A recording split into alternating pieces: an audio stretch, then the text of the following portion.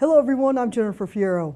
After an open date, Faith Academy welcomes the Woodlands Christian for the opening round of the playoffs. Head coach Russ Roberts tells us more. They're a spread offense, but they like to run the ball a little bit more than they do throw it. They apparently changed quarterbacks at mid-season, went from a kid who now is one of their running backs to a kid who apparently played tight end for him earlier. He's a big kid, weighs about 210. Sharp is he's a good field general. He's big and strong. He's a good runner, effective passer, and I think he does a good job of running their offense. The key to remember is when they get in a bind, they go to their quarterback. They like that. They've got about 3 kids that can run the ball. A couple of them have got pretty good speed. They all are large. Got one great receiver. The head coach's son, Sanford, is an excellent receiver. He's not overly fast, but he runs good routes and he's got great hands, and we're going to have to work hard to cover him. The offensive line is fairly large. They go across. They go 211 to about 260, 195, 245, 180, and about 175. So they're a little bigger than we are, but then most of the teams we've played have been. So we'll have to account for that. Okay. Coach, you said that the quarterback when they're in a bind, they go to him. You have faced what I consider to be dual threat quarterbacks, or quarterbacks that can make plays, extend plays with their legs or arms or what have you before. So to me, this isn't anything new that your defense hasn't faced. No, but Sharp's more than a dual threat. He's a go-to guy. He is the threat on third and crucial yardage. Dual threat quarterbacks are the vogue in the game today, so you expect to see some of that. But a kid that actually they'll turn down a chance to give to one of their running backs to let Sharp keep it, and he rewards them quite often. They're a spread team, but they'll align their backs in the backfield in an effort to get Sharp some extra blocking. We faced this when we played St. Mary's. We realized pretty early on that when they did a lot of things and had a lot of weapons, but when the chips were down, they'd always go to their quarterback. So it's not the first time we've seen it. We expect to be ready, but we got to be ready for Sharp. Because like I say, he's 210. He's not a little boy. Your keys to this game? Our keys to this game is to play our game.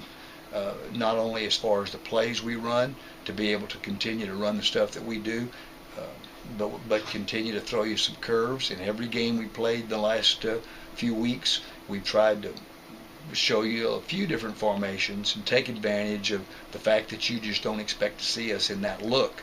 And it's been good to us, and we hope to continue to be able to do that. But the key is to run our offense, our power, our running game, control the clock. And to do that now, we have to control the tempo of the game. And I think that's what makes us a little bit different. Our tempo is probably a lot different than most high school teams today that have gotten into the hurry up mode. We're kind of we'll drag our feet and take our time, and we try to run as much clock off while we're in the huddle as we can. And if the Woodlands allows us to do that, it's going to put them at a disadvantage. They've actually lost 2 out of the last 3. They've only lost 3 games this year, but they've lost 2 of them in the last 3 weeks. So that will be a factor. But what we're looking at is last week they got way behind and came back late and fought a great battle. Really got back in the ball game, and our scouts said, had they played another quarter, I think they'd have won. And when Taps came out with the brackets on Saturday, for about 40 minutes, they had them going back and playing League City Bay Area again 2 weeks in a row, which we couldn't believe. And of course, as it turned out, it's not what happened. But my scouts said they'll win this time. The Woodlands will win because they figured out what they needed to do in the 4th quarter last week, and they're going to be in good shape. As it turns out, they don't get League City Bay Area; they get us. And I think that's going to present a little bit of a problem because there's the uncertainty of what a team that they've never played against will do. They've got to come a long way from Houston, Texas, or from north of Houston to Marble Falls, it's going to be cold, and I like that. I'm not sure our kids respond real well to cold air, but I bet we'll respond better than Gulf Coast boys, and that'll be another change for them. Will it be a big problem? Will it lose a game for them? No, but it'll just be something else that they'll have to deal with. Faith Academy sophomore running back Asa Ortiz doesn't think about the wins the Flames already have. Instead, he is looking forward. What are your expectations for this playoff run? I have no idea. I've never been in the playoffs but once, and we had a series of injuries that derailed us last time. But this year, I hope we do strong and do well. Okay, so what drives you? Probably seeing my teammates try hard around me.